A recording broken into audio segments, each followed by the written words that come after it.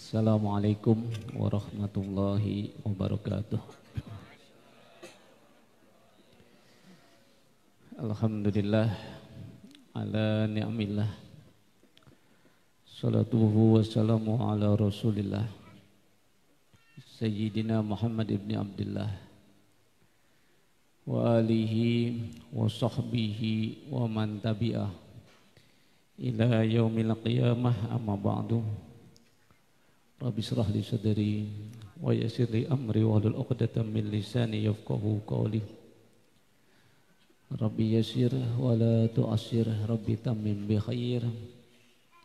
Ayyuhal khadirun wal khadirat ittaqullaha haqqa tuqatih wa la tamutunna illa wa antum muslimun. Para sesepuh bini sepuh, para asatiz, para kiai, jamaah rahimakumullah. Ini malam yang ke-6 di bulan Rabiul Awal, bulan yang tidak termasuk daripada Ashhurul Hurum. Ashhurul Hurum ini bulan-bulan yang dimuliakan: Dzulqa'dah, Dzulhijjah, Muharram dan Rajab. Rabiul Awal enggak ada. Bulan yang tidak masuk daripada sebagai Sayyidus Syuhur, rajanya bulan, itu dipegang oleh Ramadan. Bulan yang biasa saja, tidak banyak kisah di bulan Rabiul Awal. Berbeda dengan bulan-bulan yang tadi disebutkan. Ketika Rasulullah sallallahu alaihi wasallam mendengar daripada perkataan para sahabat, orang-orang Yahudi, mereka berpuasa di 10 Muharram dengan alasan itu adalah hari kemerdekaan bagi mereka karena terlepas daripada kejaran Fir'aun. Bani Israel selamat, sehingga mereka memuliakan itu bulan berpuasa. Tapi Rabiul Awal tidak ada kisah yang lain. Namun kenapa Rabiul Awal ini menjadi lebih istimewa daripada bulan-bulan yang lain?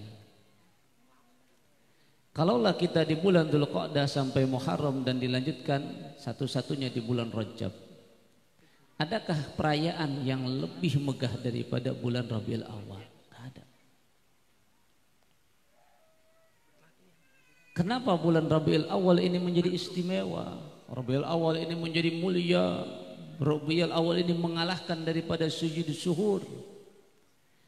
Karena di bulan ini terlahirlah sosok yang mulia, terlahirlah sosok yang istimewa, terlahirlah sosok yang menjadi asbab adanya alam semesta, yaitu terlahirnya Rasulullah sallallahu alaihi wasallam, Muhammad bin Abdullah. Maka di malam ini tidak ada rasa syukur yang amat kita panjatkan kecuali adalah diberikannya hati ini ingin mengagungkan Rasulullah, ingin menghadirkan Rasulullah di dalam acara yang spesial ini, sesuai dengan moto, ya, dengan tema yang dihadirkan daripada ini panitia, daripada ini acara malam. Kita ingin menghadirkan, meneladani akhlak Rasulullah Muhammad sallallahu alaihi wasallam sebagai bekal menjadi pribadi yang unggul. Maka bagaimana ketika kita ingin menghadirkan daripada akhlaknya Rasulullah, namun kita nggak kenal dengan Rasulullah. Bagaimana kita bisa suka kepada seseorang, kita belum ketemu dengan orang tersebut. Maka unik umatnya Kanjeng Nabi Muhammad. Dia tidak hidup di zaman Nabi. Dia tidak melihat Kanjeng Nabi. Dia tidak kenal dengan Kanjeng Nabi. Tapi Allah hadirkan kecintaan dia kepada Kanjeng Nabi. Aneh. Kalaulah ada orang bilang aku cinta padamu, umpama saya pernah nonton film ayat-ayat cinta, wah itu ya.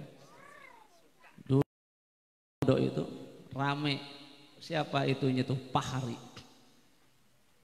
Ketika dia ngelamar siapa namanya itu Aisyah, ditanya kenal di mana, belum pernah ketemu. Ini hanya gerakan rasa hati saja katanya. Dibilang kamu ini aneh, ketemu enggak, apa enggak, kenapa pengen lamar ini orang? Enggak sesuai ya, namanya juga film. Tapi hal ini hadir pada diri kita untuk siapa? Untuk Rasulullah.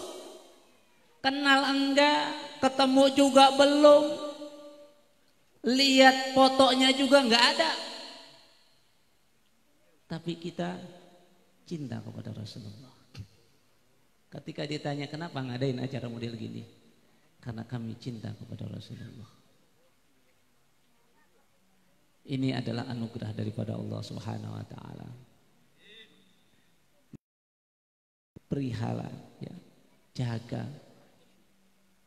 jaga rasa ini, jangan sampai luntur, bahkan kalau bisa tularkan kepada anak-anak kita, tularkan kepada generasi-generasi kita. Kenapa demikian? Karena cinta ini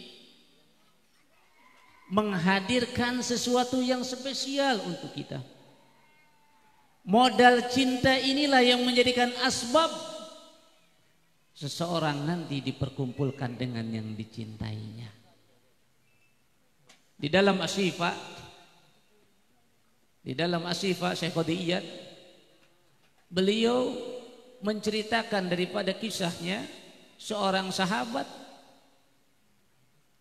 yang datang kepada Rasulullah. Seorang sahabat yang bertanya kepada Rasulullah di saat Rasulullah dalam satu riwayat sedang khutbah Jumat. Beliau menceritakan hura-hara kiamat. Beliau menceritakan bagaimana mahsyar. Beliau menceritakan bagaimana nanti hisab.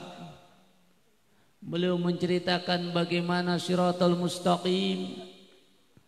Beliau menceritakan bagaimana keadaan neraka, memperlihatkan, menggambarkan daripada keindahan surga.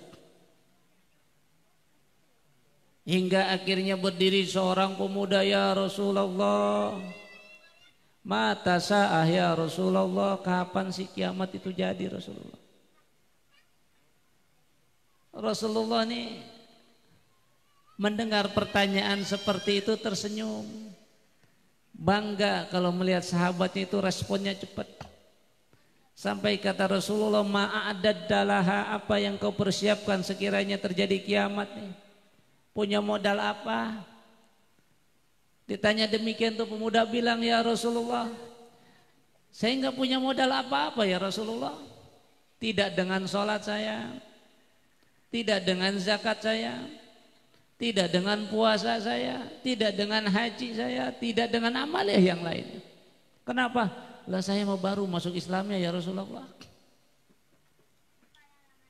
Ini kayaknya ini kayak model kita dah ya. Sholat ya ingat sama motor, cicilannya ya. Zakat ya kalau nggak dipotong sama perusahaan nggak bakalan keluar. Makanya kan ada di yang katanya zakat profesi itu, walaupun di dalam fikih-fikih ya kitab-kitab terdahulu nggak ada istilahnya. Cuma memang kalau dijadiin sodakoh kayaknya ini berat ngeluarinnya. Tapi kalau zakat itu takut. Ya. Ya amaliah kita segini adanya. Apa yang kita banggakan dengan amaliah kita? Hingga di zaman Bani Israel ada orang yang dia dimulai dari usia baliknya sampai meninggalnya diisi waktu-waktunya, hari-harinya dengan ibadah. Dengan ibadah. Sampai nggak sempat nikah juga, padahal nikah itu ibadah, nggak sempat tuh. Udah itu jadi jomblo tulen sampai meninggal. Hingga dikisahkan di yaumil qiyamah dia merasa dia ini pantas untuk masuk surga. Dan digambarkan dia ini masuk surga. Tapi masuk surganya ternyata bukan karena amalnya. Dia langsung bilang, ya Allah, usia saya 72 tahun dalam satu riwayat saya habiskan untuk ibadah kepada Engkau. Kenapa itu ibadah saya ini tidak ada nilainya, menjadi asbab daripada saya mendapatkan karunia anugerah surga. Yang didapat ternyata dia mendapatkan surga karena rahmat Allah. Coba ya Allah, hitunglah amal saya ini. Akhirnya ditimbanglah amalnya dengan satu nikmat yang Allah anugerahkan. Semisal ngedip. Ya, ngedip ditimbang dengan amal sampai dia meninggal. Ternyata masih gedean nikmat yang Allah anugerahkan. Lah kita mah apa tuh? Hingga itu pemuda nangis, ya Rasulullah saya enggak punya modal apa-apa. Kata Rasulullah, ada dalaha, ya kalau nggak punya model apa-apa ya, kenapa ini nanyain kiamat kapan? Emang punya modal apa nih? Coba apa sebutin? Dia sambil mengatakan, ya Rasulullah, modal saya satu, cinta kepada engkau ya Rasulullah. Modalnya cinta toh. Rasulullah ini senyum, lihat sahabatnya model begitu senyum nih. Ini kabar gembira buat kita. Sampai akhirnya kata Rasulullah, anta ma'aman ahbabta, engkau kan bersama orang yang kau cintai. Ini kita akan bersama yang kita cintai. Yang kita cintainya adalah Rasulullah, maka kita akan bersama Rasulullah. Tapi hati-hati nih anak-anak, kita cintanya ke siapa? Gambarannya sekarang ngasih nama aja kadang dinisbatkan namanya ini ke artis, ke pemain bola. Langka sekarang ada nama anaknya siapa? Nama anaknya Hasan. Wah, Nora. Namanya siapa? Fatimah. Nggak keren namanya Fatimah. Sekarang begitu. Padahal nanti nama Fatimah itu di yaumil qiyamah, bangga. Di padang mahsyar berkibar bendera. Terdengar suara ya panggilan untuk nama-nama mengikuti gerbong. Bangga ya. Apalagi dengan Fatimah. Sekarang nama aja udah dari gambaran nih. Ini keluarga nih demen gak sama Rasulullah? Dari namanya aja udah aneh. Itu bohong. Sehingga sahabat nanya, ya Rasulullah, kalau yang dikatakan cinta sejati itu model bagaimana nih? Saya cinta Nabi, saya cinta Rasulullah, adain maulid, beres maulid selesai, hanya sebatas seremonial doang. Sayang, tapi jangan khawatir ya. Di dalam Nikmatul Kubra ada perkataan daripada Abu Bakar Siddiq. Beliau mengatakan, man anfaqa dirhaman li qiraati maulidin nabi sallallahu alaihi wasallam kana rafiqi fil jannah. Ini perkataan siapa? Sayyidina Abu Bakar Siddiq, bukan perkataan Rasulullah. Tapi siapa itu Sayyidina Abu Bakar?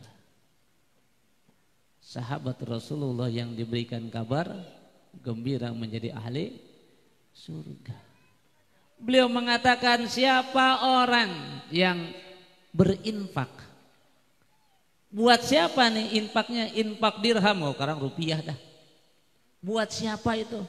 Liqiraati maulidin Nabi sallallahu alaihi wasallam nih, buat tim hadrah kita nih. Ya. Ini airnya tim hadrah, maksudnya airnya spesial ini, ya. Khusus, jangan pit doang, kasih itu ya.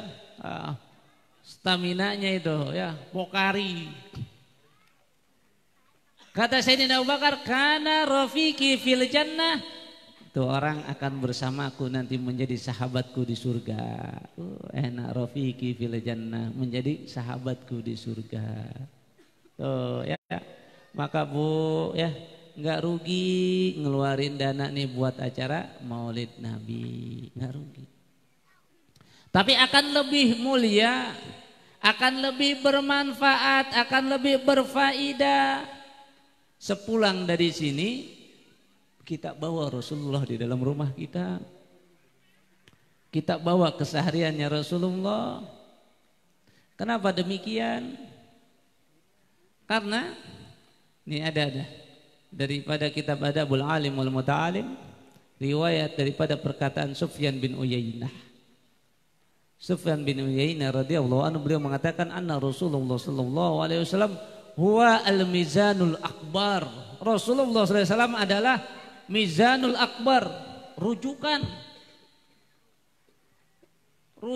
yang paling utama, timbangan yang besar, dalam artian ya dalam segala hal rujukannya kepada Rasulullah. Wa alaihi turadu sallallahu alaihi wasallam, wa alaihi turadul asya ala khuluqihi wa syirati wa hudah. Ya. Setiap segala sesuatu ini menjadikan rujukannya dilihat daripada akhlaknya Rasulullah, dari perjalanannya Rasulullah, daripada petunjuknya Rasulullah. Ini semua aspek ini kembalinya kepada Rasulullah. Fama wafaqaha fahuwal haq. Ini kalau cocok sesuai dengan Rasulullah itu yang benar. Wa ma khalafaha, kalau enggak sesuai fahuwal batil, maka itu perkara yang batil. Ini perkataan Sufyan bin Uyainah ini kadang oleh sebelah mah ini, oh ini maulid enggak sesuai dengan Nabi. Batil katanya begitu ya. Nah, kadang ini versi mereka memang aneh-aneh, biarin aja lah. Tapi dalam artian apa yang dikatakan oleh Sufyan bin Uyainah ini senada dengan apa yang dicontohkan oleh Nabi daripada cinta yang sejati itu yang bagaimana, sidqul mahabbah itu yang seperti apa, digambarkan di dalam Nasaihul Ibad. Rasulullah SAW menyampaikan ya, sidqul mahabbah ini ala salasi hisol. Ini ada 3 perkara, 3 paket ini yang menjadikan ciri ini seseorang ini benar cinta kepada Rasulullah. Yang pertama, ayyakhtaro mujalasatal habibihi ala ghairi mujalasati habibi. Yang pertama nih, dia mau kumpulnya di mana? Dia akan lebih memilih perkumpulan kekasihnya daripada perkumpulan yang bukan kekasihnya. Rasulullah senang kumpulnya di mana? Di pasar kah? Di bioskop kah? Di lapangan futsal kah? Ataukah di dalam majelis dzikir, di dalam majelis ilmu dan sebagainya. Sehingga ketika Rasulullah SAW berjalan melewati perkumpulan para sahabat yang berkumpul di Ahlus Suffah namanya, berkumpul, Rasulullah melihat tersenyum dan Rasulullah ikut nimbrung di sana. Sahabat bertanya, Rasulullah, kenapa engkau ikut di sini? Ya, aku melihat engkau sedang kumpul di sini dan aku lihat ini banyak malaikat ikut nimbrung di sini. Sehingga aku pun ingin ikut di sini. Memang sedang bahas apa? Oh, kami sedang bahas ilmu. Kami sedang bahas hukum hakam Allah. Kami sedang membahas dzikrullah dan sebagainya. Rasulullah senang ikut kumpul. Kenapa? Ingin kebagian rahmat Allah. Begitu. Ini tinggal ibu lebih betah di majelis atau lebih betah nih di arisan. Begitu. Bapak ini bisa lama-lama di bioskop atau lama-lama di futsal atau lama-lama di dalam majelis. Di majelis segalanya enak. Pemancingan sekarang lagi rame nih. Ya. Subhanallah, ya. Saya itu paling senang mancing dulu itu. Kesalnya itu kalau nggak menang-menang baru saya ini lemparin aja di pancingan kau ini. Ya begitu. Duduk kita di dalam majelis, kata Nabi, khairun minad dunya wa ma fiha. Lebih bagus daripada dunia dan seisinya. Baru duduknya doang. Bahkan sebelum sampai ke majelis doang, belum nyampe ke majelis nih, baru ibu nih bapak nih mau keluar ke rumah, mau buka pintu nih. Ini di dalam Tan Qihul Qaul ada bahasa ghufirallahu qabla iyyahdua. Allah ampuni sebelum dia melangkah. Keren. Belum melangkah udah diampuni dosanya.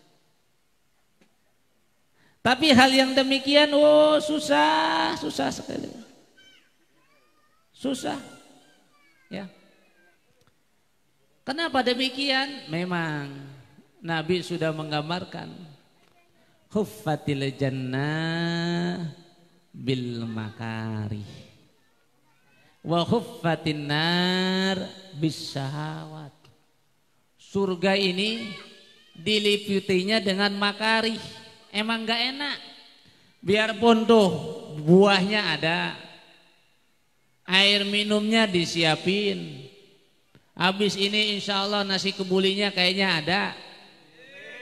Begitu ya. Tapi ya nggak sesuai dengan hati. Udah pegel. Lah ini pengajian nih nggak ada ketawa-ketawanya. Begitu. Banyak salahnya dah. Masuk majelis mah capek hati, disalahin mulu. Kan bawanya begitu. Akhirnya kita nggak bisa bedain mana Facebooker sama majelis taklim, mana opera panjapa sama majelis dzikir, karena di dalamnya isinya ketawa ketiwi. Ini yang terjadi. Nggak bisa bedain mana DPR, MPR dengan majelis ilmu. Karena di dalamnya apa? Politik yang dibahas-bahas. Padahal jelas kita ingin mengambil tauladannya Rasulullah untuk diri kita, untuk keluarga kita, untuk sahabat kita, untuk tetangga kita, untuk wilayah kita. Tapi beres di majelis yang hadir adalah kebencian kita kepada seseorang. Beres majelis adalah ketidaksukaan kita kepada seseorang. Beres daripada majelis yang hadir adalah caci maki kita kepada seseorang. Ini khawatir yang model seperti itu. Bukan majelis maulid model begitu. Maka bersyukur ini malam kita nih. Oh ya Allah ya. Duduknya lebih utama daripada dunia seisinya. Tapi ini adalah makarih bagi orang-orang yang hatinya tidak senang. Tuh begitu. Tapi kalau bab apa neraka kata Nabi, wa khuffatin nar bis syahawat, sesuai dengan ingin kita. Masuk kita ke bioskop membawa minuman nggak boleh, harus belinya di dalam. Ya, jagung yang dimasak tuh jadi popcorn itu berapa harganya? Saya soalnya nggak pernah masuk bioskop. Sampai sekarang nih saya dibaiat sama ibu saya. Umi nggak ridho katanya. Nggak ridho, makanya sampai sekarang saya nggak tahu dalamnya bioskop kayak gimana, nggak tahu tuh ya. Gelap ya. Begitu. Sampai seperti itu. Kita berani modal, ada panggung dangdutan, nih bapaknya berani nyawer, ngelarin duit. Nggak dapat apa-apa, bahkan ngeluarin. Tapi sesuai dengan syahwat, ya nggak ada masalah deh, ngeluarin duit banyak juga. Nggak ada masalah. Nih nanti 17 Agustus nih, kemarin tuh ya, subhanallah. Ngadain lomba begini, lomba begitu yang isinya aduh. Tapi ikhlas ngeluarin, lihat tuh ya di jalan sampai orang pakai pocong-pocongan kadang ya. Ada laki-laki pakai bedak, pakai kerudung, ya Allah. Mintain biaya untuk acara 17 Agustus. Bagus, kita syukur. Iya. Tapi isinya ini kekuburan. Coba nih nanti untuk Maulid malam besok datang ini ke rumah-rumah nih, sodakohnya buat acara Maulid. Yakin yang ngasih paringado ya sedikit. Maka bahagia kita nih semuanya Allah pilih tuh. Dan ini adalah gambaran daripada kecintaan kita kepada Nabi, duduknya kita senang di dalam majlis-majlis yang dicintai oleh Nabi. Yang kedua, ayyakhtara kalama habibi ala ghairi kalami habibi. Ya, obrolannya juga dipilih, Bu. Kalamnya dipilih. Mana perkataan yang disukai oleh kekasih kita nih ketimbang perkataan yang lain. Ini gosou ya. Wah, bukan gocek, bukan. Ya. Gosounya, wah, apa dibahas? Ya.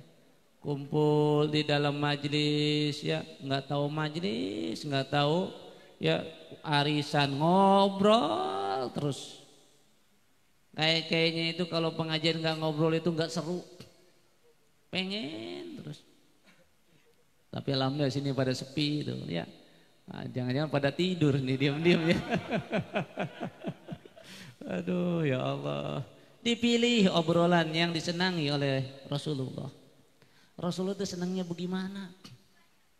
Sampai Sayyidah Aisyah bilang, ya Rasulullah engkau ini maksum. Engkau ini dijaga ya Rasulullah. Engkau enggak bakalan melakukan satu kesalahan pun. Kau terjaga ya Rasulullah. Kenapa kau banyak istighfar? Dalam riwayat sampai 300 kali sehari. Rasulullah istighfar terus astagfirullahaladzim, astagfirullahaladzim. Kira kalau istighfar pas aja dikeluarin dari perusahaan baru istighfar. Ya. Istighfar kita pas aduh kesandung baru istighfar. Apalagi bapak ketahuan sama bini mudanya istighfarnya lama banget. Aduh ya Allah. Rasulullah istighfarnya banyak sampai kata Sayyidah Aisyah, ya Rasulullah engkau maksum dan enggak usah seperti itulah, biasa aja. Tapi kan kata Rasulullah nih, beliau itu lebih senang menjadi hamba yang pandai bersyukur. Lah kita yang dosa kita, subhanallah tiap waktu. Dosa ini sulit ya kita hindari. Ternyata istighfar kita ini aduh sehari paling berapa kali. Salat, ba'da salat istighfar cuma 3 kali doang. Astagfirullahaladzim, alladzi la ilaha illa huwa atubu ilaih. Astagfirullahaladzim 3 kali tuh. Udah beres langsung dilanjuti yang lain. Otomatis kalau 5 kali salat otomatis 15 doang ya. Rasulullah 300 minimalnya. Subhanallah ya. Ini indah ya. Ternyata Rasulullah seperti itu, Rasulullah senang istighfar. Kita gimana? Tapi ada tuh suami istri itu kalau di tanah suci itu indah tuh kalau lagi berantem tuh. Ya. Bapaknya itu suka istighfar. Istrinya suka baca subhanallah. Kapan itu? Kalau mau berangkat ke Haram atau ke Nabawi. Kenapa? Ngelewatin toko emas. Istri bilang, "Pi subhanallah," emasnya sih subhanallah. Suaminya, astagfirullahaladzim. Aduh, saya kemarin itu diajak acara apa namanya Bumi Brigadir Umat Ulama Muda Indonesia. Kebetulan saya diminta jadi wakil untuk wilayah Jawa Barat di Cianjur. Beres acara ini diajak sama ketuanya tuh Gus Wahid. Gus, ngebahas yuk. Di mana ada nih? Tahu-taunya ada gede bakso istighfar. Keren, saya bilang nih bakso namanya bakso istighfar itu Cianjur itu. Ini bukan iklan ini ya. Tapi kayaknya nih kalau tokonya ini ngelihat streaming ini nih, wah diiklanin ini. Ternyata itu bakso istighfar itu ya kalau di kita bakso setan mukanya gede-gede gitu tuh. Benar ternyata gede. Jadi makanya katanya kalau pas makan astagfirullahaladzim itu ya baksonya gede-gede. Nah, ya. Kayaknya kalau yang suka ngebakso ke sana ya lumayan kita tambah handah dari 15 nambah berapa kali itu istighfarnya. Ya, tinggal kita pilih Rasulullah senangnya bagaimana. Obrolan Rasulullah itu seperti apa. Hati-hati itu ya. Kita punya handphone, hati-hati ya. Handphone ini ya kadang bisa menjadi racun ya, kadang juga menjadi obat juga. Ya tinggal kita bagaimana memaksimalkannya itu. Maka bersyukur kalau kita bisa memaksimalkan, ngambil hikmah dan lainnya. Ya. Tinggal kembali lagi nih. Lebih banyak baca WhatsApp-nya atau lebih banyak zikirnya. Ini yang jadi kadang saya juga di handphone ini miris sekarang. Miris banget ya Allah. Anak-anak sekarang di handphone juga kirim video, kirim ini dan sebagainya. Miris. Makanya satu saya ingin ayo pandai menggunakan gadget ini. Smartphone itu kan handphone pintar, handphone cerdas. Tapi secerdas-cerdasnya handphone tetap aja nggak bisa melebihi kita. Jadi sejatinya itu bagaimana si pemegangnya bisa menjadi cerdas, bisa juga enggak. Makanya sekarang ini banyak ya sarjana politik. Sekarang ini ya buah daripada kuliah lewat medsos. Akhirnya berpolitik, dia bisa membaca peta politik negara kita sekarang ini. Wah ini dan sebagainya ikut rame-rame. Udah jangan dah model begitu-begitu ya. Udah fokus nih anak-anak kita kenalkan kepada Rasulullah. Kalam Rasulullah itu yang mana yang indah, yang mana yang senang. Rasulullah senang sholawat ya, baca kita sholawat. Terus senang dengan Quran, baca kita Quran. Yang terakhir ayyahtara ridho habibihi ala ghairi ridho habibih. Dipilih mana nih ridho kekasihnya selain daripada ridho yang lain. Ini jadi catatan Bapak Ibu sekalian ya. Ibu jadi seorang istri. Nih kalau saya begini nih Kanjeng Nabi ridho enggak nih? Begitu. Bapak ketika menjadi suami nih kalau saya ini begini Kanjeng Nabi ridho enggak nih?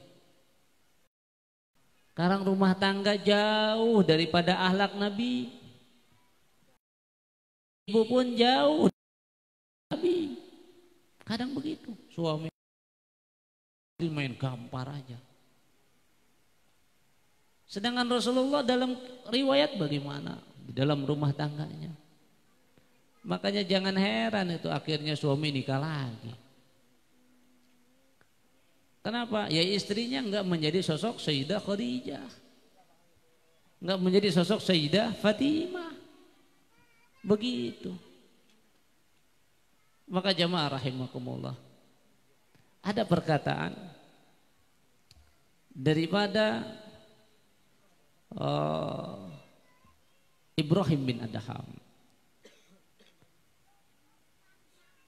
Kecintaan pada Rasulullah ini menjadi asbab daripada kenalnya kita kepada Allah.